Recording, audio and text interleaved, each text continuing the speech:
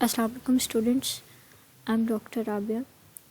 आज हम लोग न्यू चैप्टर शुरू करेंगे, यूनिट्स ऑफ मैयर। पुराने एडिशन में ये चैप्टर नंबर 6 है, जबकि जो लेटेस्ट एडिशन है 10, उसमें ये चैप्टर नंबर 1 है।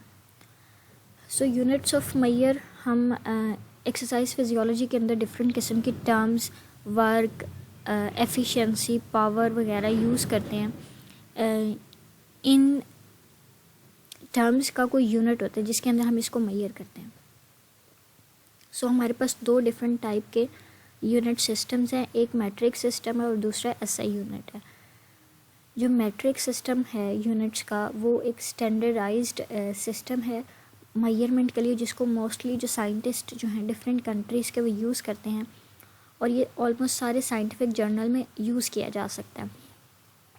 फॉर एग्ज़ाम्पल मैट्रिक सिस्टम के अंदर लेंथ, वॉल्यूम एंड मास के जो यूनिट्स हैं, लेंथ का यूनिट मीटर, वॉल्यूम का यूनिट लीटर एंड मास का यूनिट जो है वो ग्राम है। इस तरह से ये जो बेसिक यूनिट्स हैं ये मोस्टली डिफरेंट कंट्रीज़ के जो साइंटिस्ट हैं वो इसको यूज़ करते हैं, और साइंटिफिक जो जर्नल्स हैं उसमें भी मोस्टली ये यूनिट्स यूज़ किए जाते थे।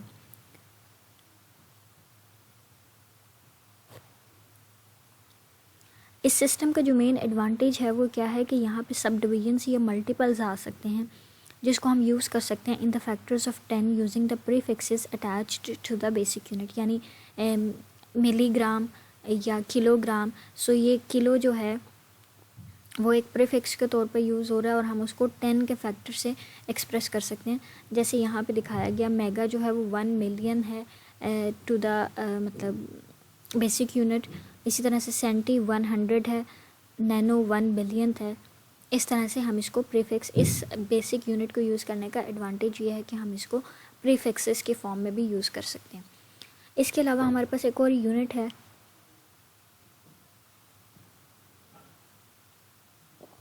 विच इज़ द एसआई यूनिट। ये एक इंटरनेशनल कॉर्पोरेशन के थ्रू जो है डेवलप किया गया था, ताकि हम डिफरेंट किस्म की कन्फ्यूजन से जो है वो बच सकें। अब एसआई यूनिट जो है वो ये है कि स्टैंडर्ड जो हमने पीछे बेसिक यूनिट पढ़े थे, वो जो स्टैंडर्डाइज्ड यूनिट थे, उनकी बजाय हम ये एसआई यूनिट जो है वो इस्तेमाल करें।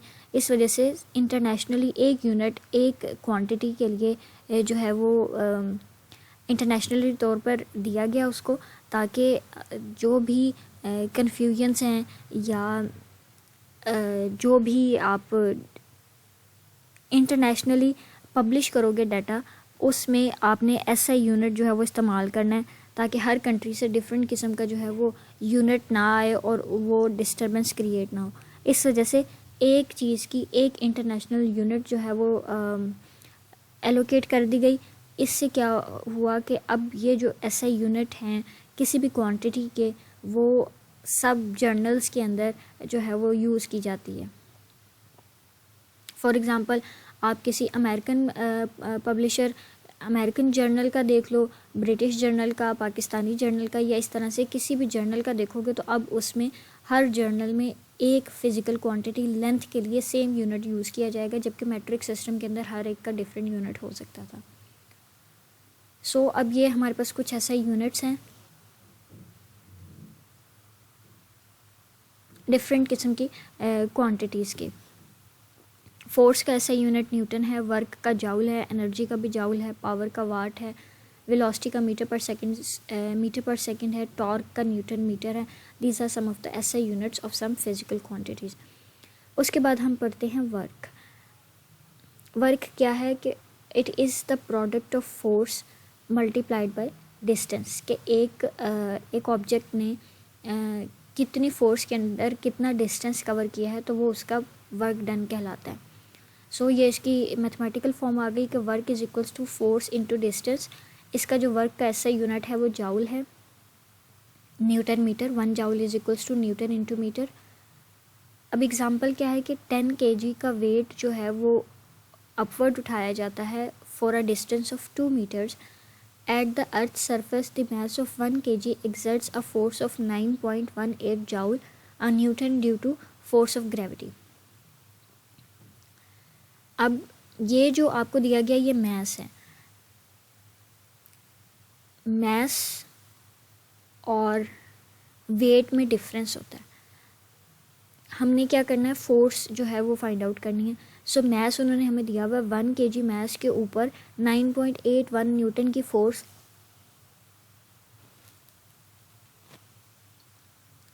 फोर्स ऑफ ग्रेविटी जो है वो लगती है. सो अब हम इस kg को न्यूटन में कन्वर्ट करेंगे. 1 kg पे 9.8 लगेगी तो 10 kg पे हमारे पास कितनी लगेगी, 98.1 न्यूटन की फोर्स लगेगी. सो अब हमें फोर्स जो है वो अपने ऐसे यूनिट के अंदर मिल गई है न्यूटन. तो 98.1 न्यूटन की फोर्स जो है वो लगेगी 2 मीटर के ऊपर. तो जब हम इसको मल्टीप्लाई करेंगे तो ये हमारे पास कितना आ जाएगा, वर्क डन 196.2 न्यूटन मीटर्स, या न्यूटन मीटर जो है वो इक्वल होता है जाउल के. तो 196.2 जाउल की जो है वो वर्क डन किया जाएगा. These are the some of the systems जो कि इंटरनेशनल सिस्टम के अलावा कॉमनली यूज़ किए जाते हैं. इनकी कन्वर्जन्स बताई गई है कि किस तरह से जो है वो मोस्ट कॉमनली क्या है, kilo pound metre, 1 kilo pound metre यानी KPM जो है वो इक्वल्स होगा to 9.81 joules and 1 kilo calorie will be equals to 4186 joule. और जाउल किसके इक्वल है, न्यूटन मीटर के. और अगर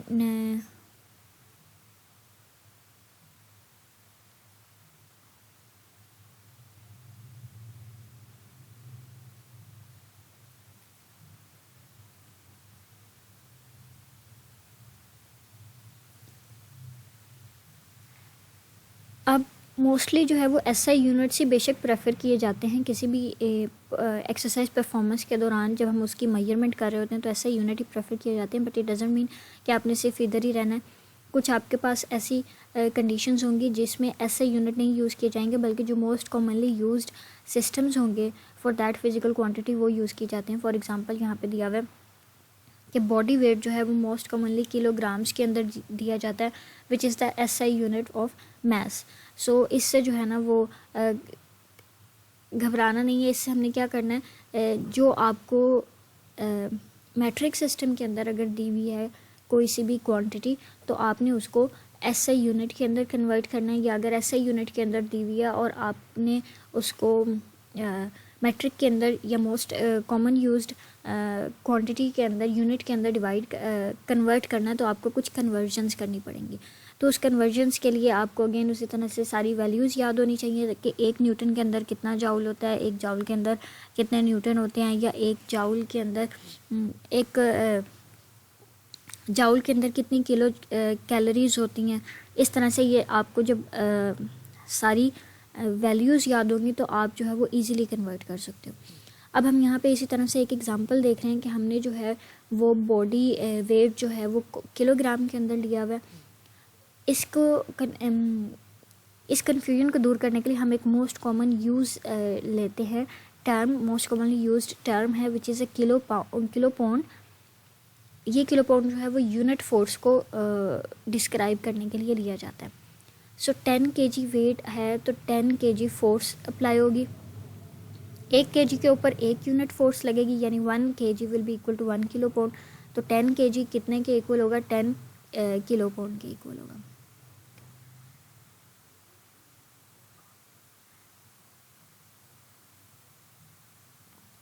टेन के जी को 10 किलो पाउंड के इक्वल कर दिया. अब हमने क्या फाइंड आउट करना था, weight find out, work find out करना था. सो वो कितना डिस्टेंस ट्रेवल किया था, प्रीवियस एग्जांपल के थ्रू ही 2 मीटर उसने डिस्टेंस कवर किया था. वर्क अब किलो पाउंड में कितना होगा, 10 kilo pound multiplied by 2 metre तो 20 किलो पाउंड मीटर हो जाएगा. अब हम जानते हैं कि 1 kilo pound metre is equals to 9.8 joule. अब हम इसको जाउल में जो है वो कन्वर्ट करें.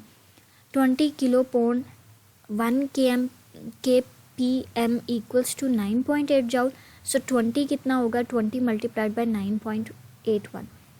सो इसका आंसर क्या आ गया 196.2 जॉल आपका एग्ज़ाम्पल। अगर आपको न्यूटन में दी हुई है तो आपने प्रीवियस एग्ज़ाम्पल के थ्रू जिस तरह से हमने निकाला था, देखें दोनों में आंसर्स जो हैं वो सेम है 196.2 196.2, बस आप डिफरेंट पाथवे को फॉलो करते हुए आए हैं। वहाँ पे न्यूटन दिया हुआ था, न्यूटन को डायरेक्टली आपने, बल्कि केजी दिया हुआ था, केजी को आपने न्यूटन में कन्वर्ट किया, न्यूटन से आपने उसको जितना उतना डिस्टेंस कवर किया उससे मल्टीप्लाई करके आंसर निकाल लिया।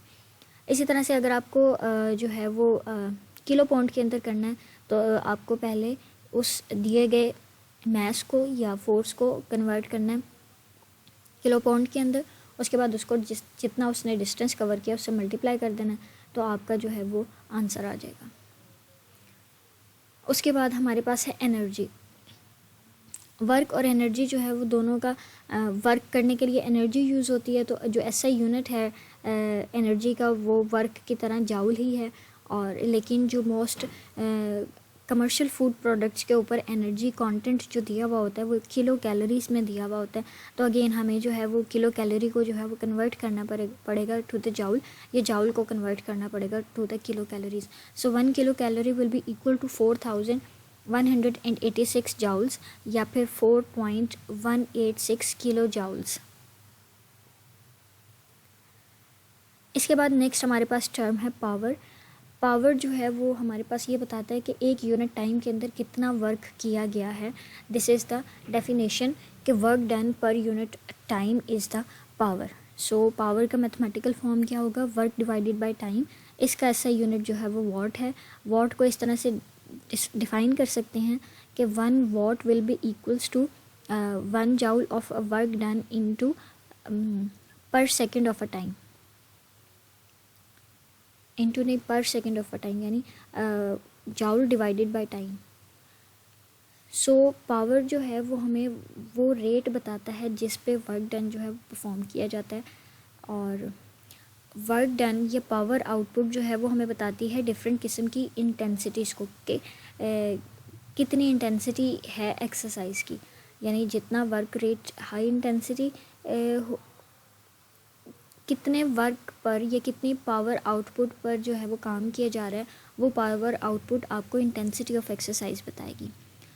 फिर यहाँ पे बताया गया कि एक हाईली ट्रेंड एथलीट जो है वो 20,000 जाउल वर्क कर सकता है इन 60 सेकेंड्स। इसको जब हमने इक्वेशन के अंदर पुट किया, power is equals to work divided by time, 20,000 joule था, उसको 60 सेकेंड पे डिवाइड किया तो हमारे पास पावर जो है वो 333.3 वॉट आंसर आ गया। अब वॉट अगेन उसी तरह से हमारे पास क्या है, ऐसा यूनिट है, आप इसको अपनी मर्ज़ी से किसी भी जो है वो यूनिट के अंदर कन्वर्ट कर सकते हैं, लेकिन अगेन आपने जो है वो प्रेफर करना है ऐसा यूनिट को। अगर आपके पास कोई सी भी ऐसा न्यूमेरिकल आया हुआ है जिसमें उसने ऐसा यूनिट नहीं दिया हुआ, तो आपको ऐसे यूनिट में कन्वर्ट करके सारे यूनिट एक ही उसमें हो। ये नहीं कि आप वर्क को ऐसे यूनिट में ले रहे हैं और टाइम को जो है वो ऐसे यूनिट पे नहीं ले रहे, तो फिर आपने इस तरह से नहीं करना। So 1 watt is equals to 1 joule per second और 1 watt will be equals to 6.12 kilo pound metre per minute. यानी जब आपने जोल की आपने वर्क को जाउल की बजाय KPM में लिया है, तो फिर आपका जो 1 वॉट होगा वो 6.12 इक्वल होगा। Next is measurement of work and the power. इसके लिए हम टर्म यूज़ करते हैं एर्गोमीट्री। एर्गोमीट्री जो है वो रेफ़र करता है, यानी एर्गोमीट्री क्या होता है, is the measurement of work output. जब आप वर्क आउटपुट की मेजरमेंट करते हो तो that will be the ergometry. And ergometer is the device और एन इंस्ट्रूमेंट या अपरेटस जो कि यूज़ किया जाता है टू डिटरमिन या measure that work. So ergometry वो ब्रांच है जिसमें आपने मेजरमेंट करनी है वर्क की, और एर्गोमीटर वो अपरेटस है जिसको यूज़ करते हुए आपने वर्क को जो है वो फाइंड आउट करना है। यहाँ पे एक इम्पॉर्टेंट पॉइंट यह है कि जब भी आपने वर्क या पावर को डिटरमिन करना है, तो फिर जो फोर्स लग रही होगी वो फोर्स जो है वो सम रेजिस्टिव फोर्स होनी चाहिए। ये रेजिस्टिव फोर्स किसी भी पर्सन की जो है वो हो सकती है, पर्सन की मूवमेंट हो सकती है अगेंस्ट अ रेजिस्टेंस, तो अगेंस्ट अ ग्रेविटी। तो ये जो ग्रेविटी है ये रेजिस्टिव फोर्स के तौर पर एक्ट करेगी अगेंस्ट अ रेजिस्टेंस जो है, यानी एक रेजिस्टेंस प्रोवाइड करेगी टू द मूविंग फोर्स। सो ये ग्रेविटी जो है वो रेजिस्टिव फोर्स हो जाएगी, और हमने भी यही पढ़ा कि पर्सन जो है वो सम रेजिस्टेंस के अगेंस्ट मूव कर रहा हो। सो बॉडी वेट जो है वो फोर्स होगी और जो ग्रेविटी होगी वो रेजिस्टिव फोर्स होगी। और इसी तरह से ये किसी भी स्टैटिक साइकिल की पैडलिंग हो सकती है।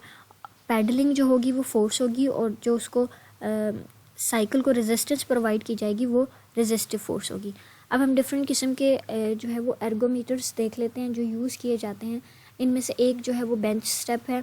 ये मोस्ट अर्लीस्ट एर्गोमीटर है और it is still in use.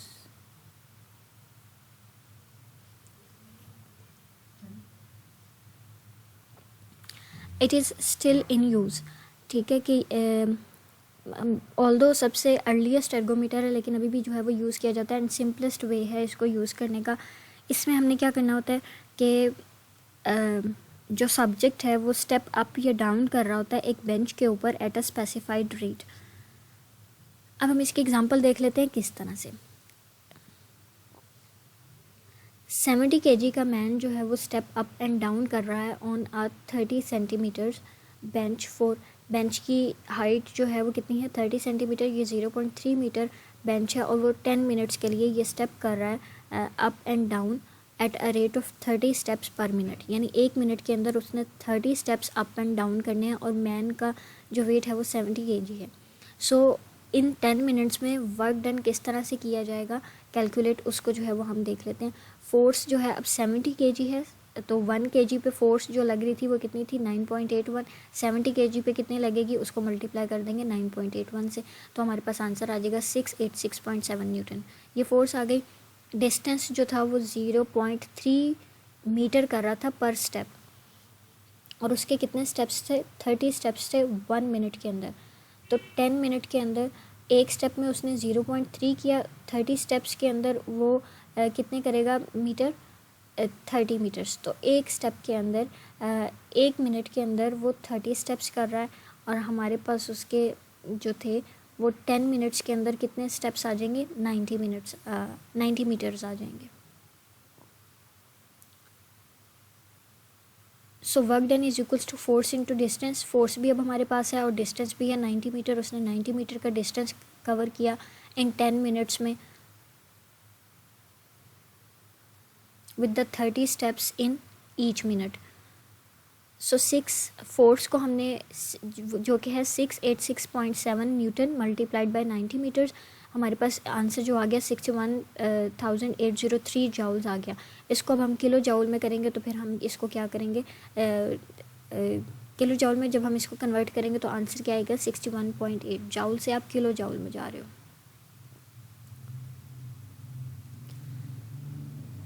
ये था हमारे पास वर्क डन। अब वर्क डन से हम पावर आउटपुट भी जो है वो निकाल सकते हैं अगेन इसी तरह से 10 सेकंड के अंदर। तो इसके लिए हमारे पास फॉर्मूला क्या था वर्क डिवाइडेड बाय टाइम। जो हमारे पास आंसर आया था उसको हम टाइम से मल्टीप्लाई कर देंगे। जब हम इसको जाउल में ले रहे हैं तो इसको भी सेकंड्स में लेंगे हम, क्योंकि ऐसा यूनिट में लेंगे। सो हम इन 10 मिनट्स को सेकंड्स के अंदर कन्वर्ट कर देंगे। 1 मिनट के अंदर 60 सेकंड्स होते हैं तो 10 मिनट्स के अंदर 600 सेकंड्स होंगे। इसको जब हम मल्टीप्लाई करेंगे तो हमारे पास आंसर जो है वो 103 जाउल पर सेकेंड आएगा और जाउल पर सेकेंड इक्वल्स होता है to the watt. Using traditional unit of work, अब हम वर्क का ट्रेडिशनल यूनिट ले रहे हैं, ऐसा यूनिट नहीं ले रहे KPM। तो फिर हम पावर को किस तरह से यूज़ करेंगे। वर्क जो है वो 70 kp है, यानी ये फोर्स है। अगेन उसी तरह से फोर्स पर यूनिट है 1 kg होगा तो आपका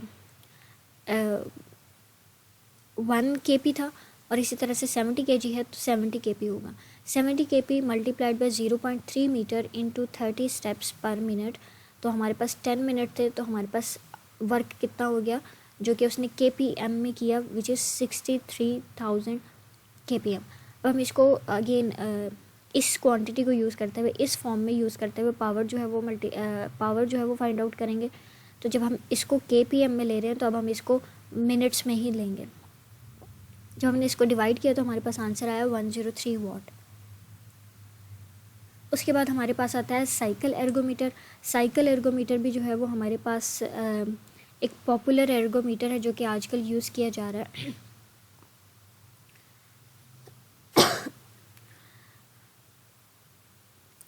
बट साइकिल एर्गोमीटर जो है वो डेवलप हो गया था मोर देन 100 ईयर्स अगो, और इसको जो है वो हम आजकल भी एक्सरसाइज फिजियोलॉजी लैब्स के अंदर यूज़ कर रहे हैं। अब ये क्या है कि ये एक स्टेशनरी साइकिल है जो कि अलाउ करता है accurate measurement of the work performed. जो most common type of ergometer है वो मोनार्क फ्रिक्शन ब्रेक्ड साइकिल है।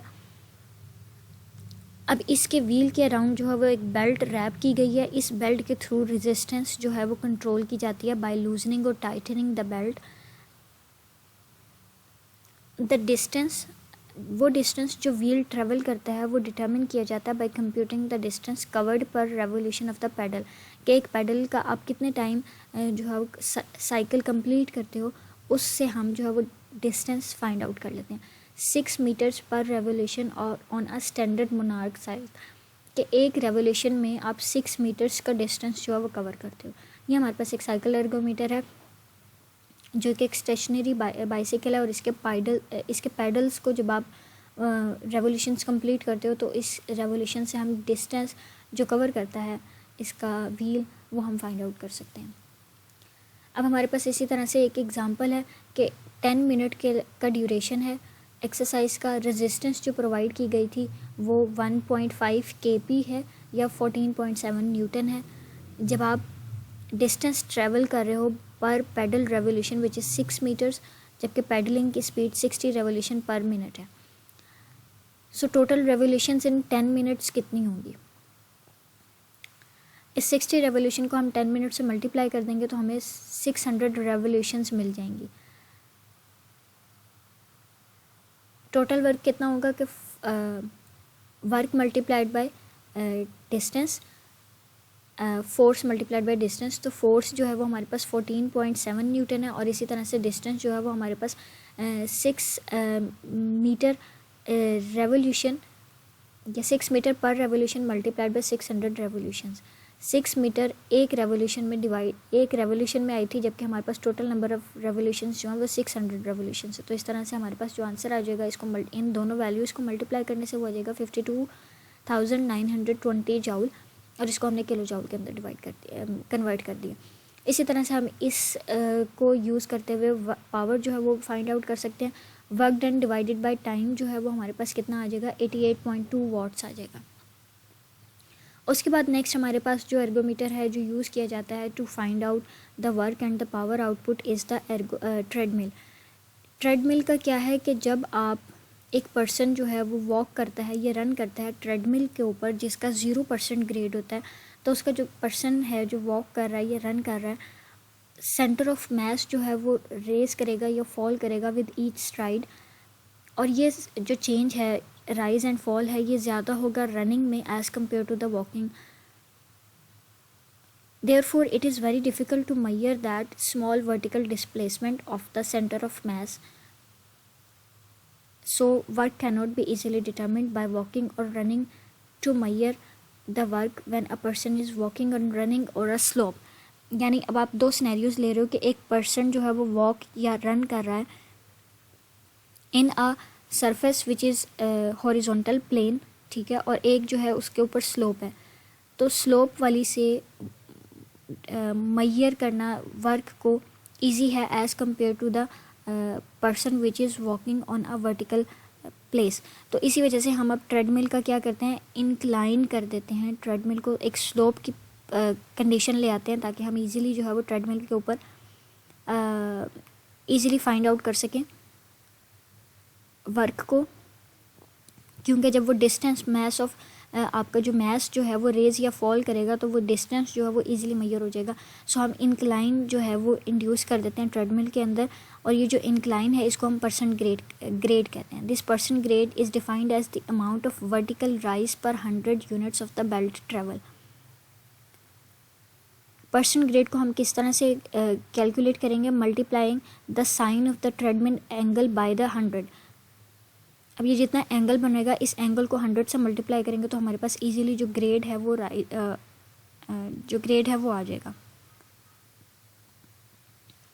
In practical, the treadmill grade, which is expressed in degrees, can be determined by simple trigonometric computations या using a measurement device called as inclinometer। ये जो है ये आप simple जो है इसको मैथमेटिकल रूल से यूज़ कर सकते हो, मतलब फाइंड आउट कर सकते हो इस वैल्यू ऑफ थीटा को या ग्रेड को, या फिर आप सिंपल इंक्लाइनोमीटर से इसका एंगल फाइंड आउट करके इससे जो है वो आप ग्रेड फाइंड आउट कर सकते हो। अब ग्रेड के लिए आगे हमने ग्रेड किस तरह से कर लिया। So to calculate the workout during a treadmill exercise you must know the body weight of the subject and the distance travelled vertically. The vertical travel किस तरह से कर सकते हो, by multiplying the distance the belt travels per percent grade, के 1% grade के अंदर जो बेल्ट है वो कितना डिस्टेंस ट्रेवल करी है वो हमें क्या बताएगा, वर्टिकल ट्रेवल यानी डिस्टेंस बता देगा।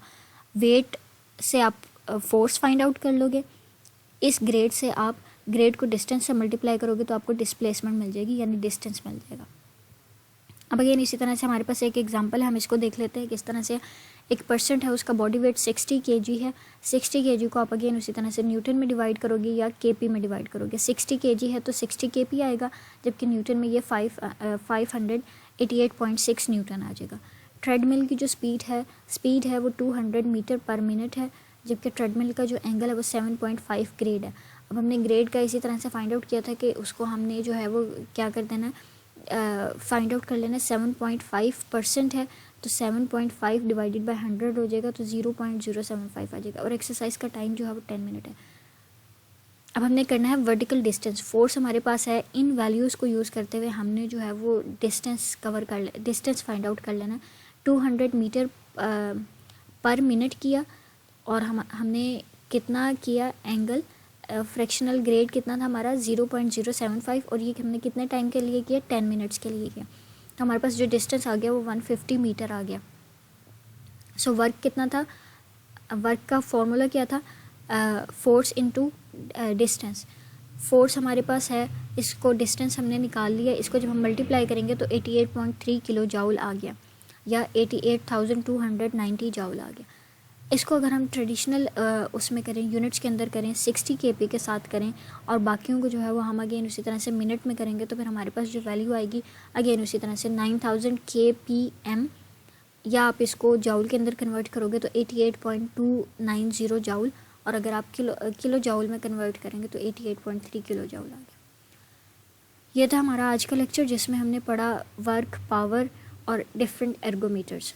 जो बात आपको नहीं समझ आई, कन्वर्जन्स हैं, आपने इसको खुद से कैलकुलेट करना है और ये वैल्यूज़ याद रखनी है कि एक जाउल के अंदर कितने किलो जाउल्स होते हैं और एक किलो कैलोरी के अंदर कितने जाउल्स होते हैं। जो बात नहीं समझ आएगी वो आप मुझसे पूछ लीजिएगा। थैंक यू, अल्लाह हाफिज़।